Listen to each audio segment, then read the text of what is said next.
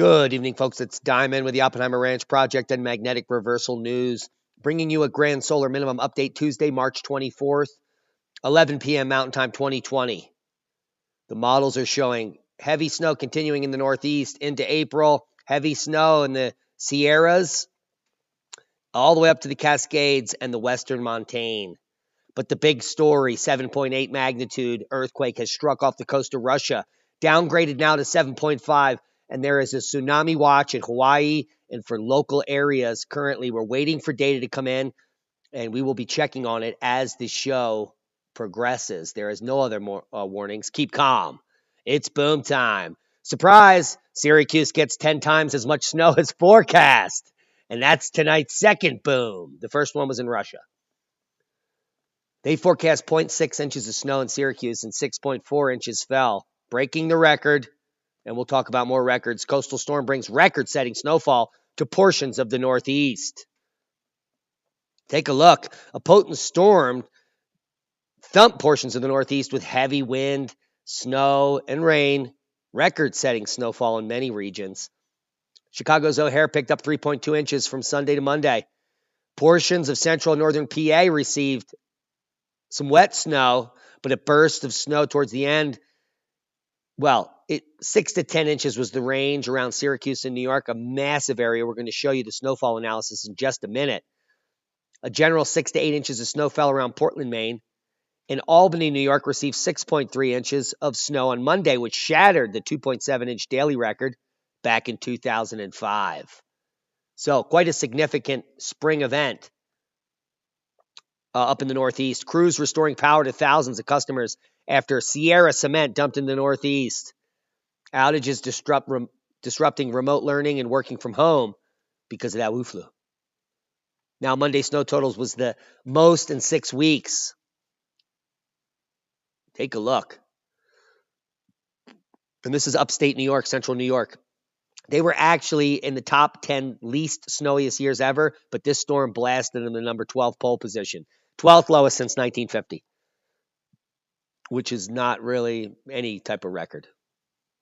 Update, Sierra Nevada winter weather advisory. A cold weather system from the Gulf of Alaska will continue to bring periods of moderate snowfall to the Sierras through early Wednesday and all the way into April. When we check the models, a winter weather advisory remains in effect for the Sierra Nevada above 4,000 feet until 11 a.m. Wednesday.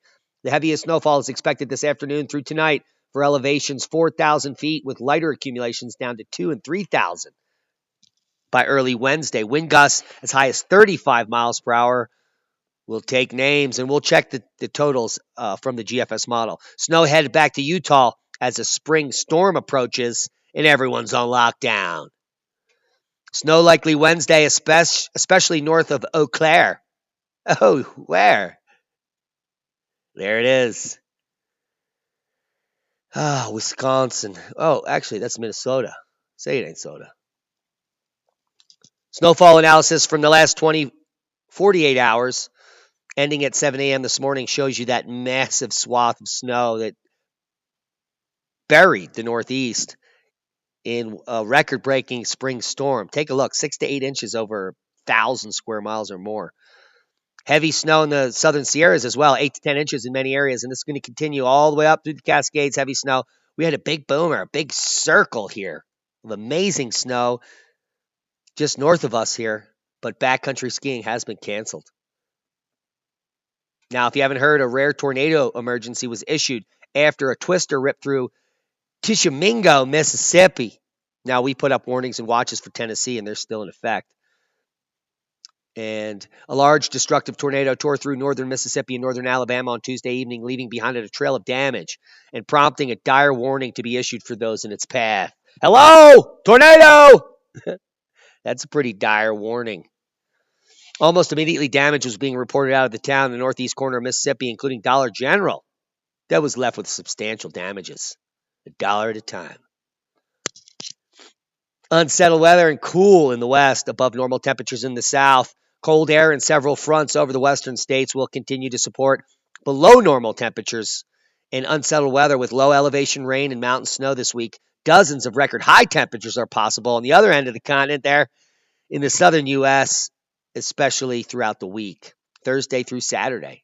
Heads up, it's going to be warm down there. And let's quick check the models. Now we're almost entering, we're in spring, but it's a ding ding. You can see here the Northeast, another event is coming Saturday and Sunday, and then another event after that. And all said and done, Maine is the big winner on these models with over 1.5 feet of snow predicted through April 9th. But it's British Columbia that's going to see the biggest tilt with over 0.5 meters in some areas, as well as the Cascades. So Washington's going to see a record snow season this year. And the entire West is getting snow all the way into the second week of April here. Heavy systems moving through according to the models. We're going to be watching them closely. 3.2 aftershock shakes. Wow. Say that 5 times fast. Salt Lake City, nearly 1 week after the large event, and people are scared. I mean, there's a lot of reasons to be scared these days. How about a 7.8 magnitude earthquake that has struck off the coast of Russia? Emergency management in the state of Hawaii is issuing a tsunami watch. Based on all available data, a tsunami may have been generated by this massive earthquake that could be destructive in coastal areas even far from the epicenter. An investigation is underway to determine if there is a tsunami threat to Hawaii or the west coast of the U.S. And this is in such a remote area that we're not going to get a lot of information coming out quickly. Initially popped off at 7.8, now downgraded to 7.5.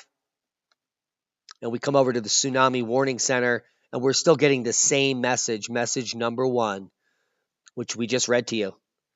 Earthquakes of this size are known to generate tsunamis, potentially dangerous to coasts outside the source region. The U.S. National Tsunami Warning Center is analyzing the event to determine the level of danger. More information will be issued as it becomes available. This earthquake has the potential to generate a destructive tsunami in the source region, as well as other regions. But there is no updates except update number 1. And I'm just going to refresh that. We'll do a quick refresh at the end of the podcast to see if they've updated it. Let's go check it out, what we have down here. No, still the same initial message. So, I want to take a look where this is. It's in the middle of nowhere, off the tip of the Kamchatka Peninsula. But it could literally affect Japan, the Kamchatka itself, and obviously Hawaii and the West Coast, based on propagation waves. So we're going to be keeping a close eye on this. If we need to update you later tonight, we'll do that. Flooding in 23 states likely this spring, says NOAA. So prepare for that. We did show you the map of those regions, and it's going to be ongoing for several months. Now, the Great Lakes depend on ice. And this winter, they barely froze. And when you read a headline like that, you're going to just think global warming. The region comes alive during winter, but both culture and the economy suffer when the cold doesn't come. It's a dark day in global warming when the Great Lakes, they don't freeze. And there's the actual truth. There was barely any ice on the Great Lakes. There's barely any ice there now. I mean, it's all your fault, folks. Oh, wait, here's the graph of the data. That has nothing to do with you. Look at this graph. Every 5 years, there's record ice, and then 5 years, there's no ice. Then there's record ice and no ice, and record ice and no ice. Here for 10 years, from 1997 to 2002, there was no ice. That's like 5 years of no ice. How come they didn't report on that in the article? And then record ice, no ice, record ice, no ice, record ice, no ice, record ice, no ice. It's a cycle. It's a natural climate variability cycle driven by hundreds of factors, and none of them include you. Do you see how there's absolutely no upward trend or anything going on there? It's up and down and up and down and up and down. Some years it's high, and the next year it's the lowest. And this gives reporters topics for sharticles, period. Nothing else. Opinion. Thanks to hoarding, our food supply can become precarious in the short term. Now, if you're one of the people fear-mongering about food shortages, you couldn't be further from the truth. There's plenty of food in the world, especially the U.S. We're a first world country. Americans have been alarmed by empty grocery shelves, but while food suppliers and retailers say they are struggling with surging demand, there is no shortage of food, and there's no shortage of idiots. That's for sure. Now, theft, threat to livestock and poultry is being caused by perceived food shortages, and this is coming in the UK. 12 hens might not sound like a lot, but for a smallholder in Yorkshire, her micro egg sale business is devastating. 12 of her hens were stolen because people think, well, they think a lot of things. Don't steal the hens, kids. Mouse found atop a 22,000-foot volcano, breaking the world record. A new expedition to the Andes has found mice living at even higher elevations than thought, making them the world's highest dwelling mammal. And they're cute to boot. That's a boom. Study supports contested 35-year-old predictions. Well, not really, and really, if you read it, what you will glean from this article is that the whole concept of supernova and nova or observable nova is extremely understudied and really not well known.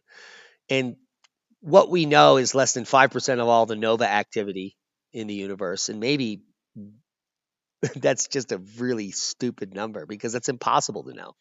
If our universe is infinite, we know less than 1/1000% of any supernova activity because we don't even know the dynamics of stars.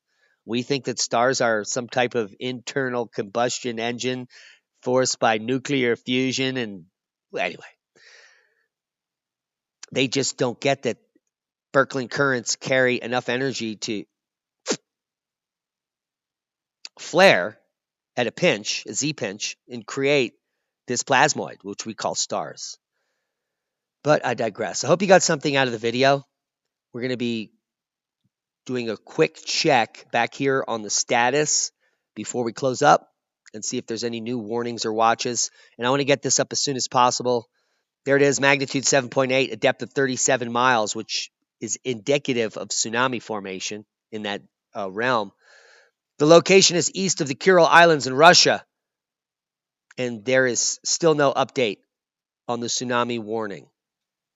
But there is a watch for Hawaii, and we will update you later tonight if there's any ongoing developments. We love each and every one of you. Thanks to our one-time donors. Please share this video with like-minded people.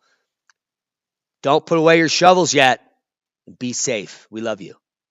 That's a boom.